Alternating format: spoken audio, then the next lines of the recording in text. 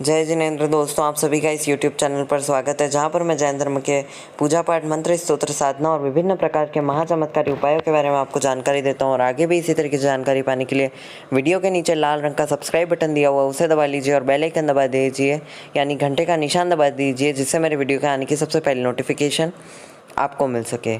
आज मैं आपको बताने वाला हूँ कि हमें माता जी के श्रृंगार में जो चीज़ें चढ़ाई जाती हैं उनका क्या करें। जैसे श्रृंगार में मैंने अपनी वीडियोस में, या तो वो इसके बाद होगी अपलोड या आगे पीछे हो सकती है वीडियोस अपलोड, तो उसमें मैंने श्रृंगार का सामान बताया, जिसमें साड़ी, पायल, बिच्छियाँ, बिंदी, मेहंदी और फल, ड्राई फ्रूट्स यानी सूखे मेवे, मिठाइयाँ, ये सारी चीज़ें चढ़ानी होती है। तो हम इन सारी चीज़ों का क्या कर सकते हैं। देखिए, सर्वप्रथम मैं कहूँगा, अगर आप सक्षम हैं और आपके जैसे भाव है उस हिसाब से चीज़ें लें।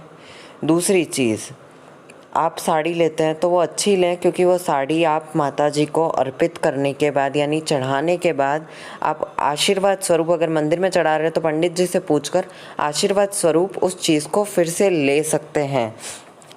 और एक और इससे जुड़ा मैं उपाय बताऊंगा जो बहुत चमत्कारी है। नवरात्रि के समय में अगर किसी का परिवार सक्षम है, कोई सक्षम है, तो उन्हें माता जी का श्रृंगार ज़रूर करवाना चाहिए। इसके अलावा 9 प्रकार के फल फ्रूट थे, हरे फल 1-1 किलो, तो आप चाहें तो आधा किलो भी कर सकते हैं। और यहाँ तक कि आप 5 प्रकार के या 3 प्रकार के तो न लें, 5 प्रकार के भी फ्रूट्स ले सकते हैं, और उनमें भी आप 1-1 फ्रूट ले सकते हैं। जैसे 1 संतरा ले लिया, 1 नींबू ले लिया, इस प्रकार से। इसके अलावा सूखे मेवे, आप सूखे मेवे में 10-10 ग्राम भी चीज़ें ले सकते हैं। ज़रूरी नहीं कि आप आधा 1-1 किलो ही लें। इसके अलावा आप साड़ी अपने हिसाब से ले सकते हैं। अगर न लेना चाहें तो आप उसे छोड़ सकते हैं, लेकिन अगर ले लें तो बहुत अच्छा है, क्योंकि वो आपके ही पहनने बाद में काम आ जाएगी। इसके बाद जो बिछिया और जो पायल थी, पायल अगर आप सक्षम नहीं हैं तो लोहे की या ऐसी न लें। पायल अगर आप लेते हैं तो चांदी की ही लें। और आप साड़ी, पायल, बिछिया, ये सारी चीज़ें पुरानी भी ले सकते हैं, पर वो पुरानी चीज़ें ऐसी होनी चाहिए जो आपने कभी भी पहनी न हो। अगर कोई पुरानी चीज़ आपने पहनी है तो वो न लें, क्योंकि उससे भगवान की अवमानना होती है। पर कोई ऐसी चीज़ है जो आपने 2-3 साल पहले भी ला कर रखी है, पर अभी तक उसे पहना नहीं कभी, या किसी और ने नहीं पहना, तो आप उस चीज़ का यूज़ कर सकते हैं। दूसरी बात, आप जैसे पायल लाएं तो मैंने बताया चांदी की लाएं, नकली पायल न लाएं। अगर सक्षम नहीं है तो कोई बात नहीं। ज़्यादातर चीज़ें, जैसे माता जी की एक छोटी सी ड्रेस ले लें, जिस हिसाब से माता जी की प्रतिमा विराजमान है उस हिसाब से। और हर चीज़, अगर आप साड़ी, आपके लिए सेट सब ले रहे हैं तो वो तो आप वापस ले लेंगे, पर माता जी के लिए भी छोटा सेट, छोटे कंगन, छोटी छोटी चांदी की कान की बालियाँ आती है, वो भी ले सकते हैं, जो खुल जाती है, तो माता जी को कड़े के रूप में पहनाई जाती है। छोटे बच्चे को जो कड़े पहनाए जाते हैं वो। इसके अलावा आप जो साड़ी और वो सब लेते हैं वो अपने हिसाब से ले सकते हैं आप।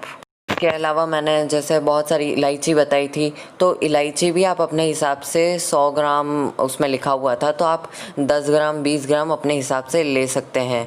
इसके बाद जो मिठाई है, मावे की मिठाइयाँ हैं, मेवे हैं, फल फ्रूट हैं, थोड़े थोड़े अमाउंट में यानी थोड़ी थोड़ी संख्या में माता जी के पास अर्पित कर दीजिए, और बाकी आप अपने पास प्रसाद स्वरूप ले लीजिए। और पंडित जी से इस बारे में पूछ लीजिएगा, क्योंकि बहुत जगह ऐसी मान्यता होती है कि जो चीज़ें चढ़ाई जाती है वो या तो मंदिर के अंदर ही प्रसाद के स्वरूप बांट कर ख़त्म कर दी जाए, मंदिर के बाहर न ले जाई जाए।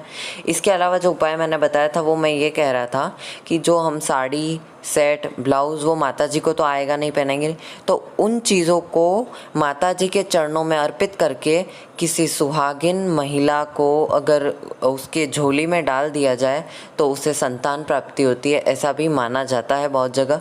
तो ये उपाय भी आप कर सकते हैं, बहुत ही लाभदायक उपाय है और बहुत लोगों को इससे फ़ायदा भी हुआ है।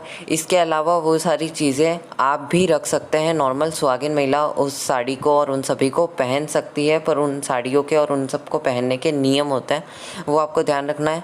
इसके अलावा जो भी लें सच्चे श्रद्धा भाव से लें, बिना मन से न लें। और अगर आप सक्षम नहीं हैं तो आप छोटा भी कर सकते हैं, वो भी मैं बता दूंगा कि आप छोटे में क्या क्या ले सकते हैं। यानी मैं इसी वीडियो में बता देता हूँ माता जी के लिए जो सामान, नॉर्मली चुनरी, नारियल और ये सब। और अगर आपको मेरी ये वाली वीडियो अच्छी लगी हो तो इस पर लाइक, शेयर, कमेंट करना ना भूलें, और कोई सवाल हो तो इस वीडियो के नीचे ज़रूर कमेंट करें।